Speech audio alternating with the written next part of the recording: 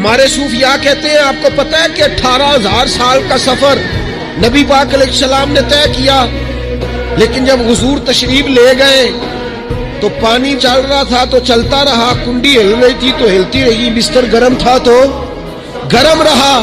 اور کائنات ساری کی ساری رک بھلا کیوں گئی؟ وہ کہتے اس لیے کہ نبی پاک جان ہے اس کائنات کے، اور جب جان نکل گئی تو دنیا کا نظام رک گیا، اور جب جان اور روح واپس آئی تو پھر نظام دوبارہ سے چلنے لگا۔ اعلیٰ حضرت فاضل بریلوی کہتے ہیں جان ہے وہ جہان کی، اور اگلی بات اس سے بھی نرالی ہے، کہتے ہیں جان ہے وہ، آج جہان ہے نا، اس کا مطلب ہے جان بھی ہے، تو زندہ ہے واللہ تو زندہ ہے، کہتے ہیں جان ہے وہ جہان کی، اور جان ہے تو جہان ہے، اگر جان ہے تو جہان ہے، کروں تیرے نام پہ جان فدا، نام بس ایک جان دو جہاں فدا،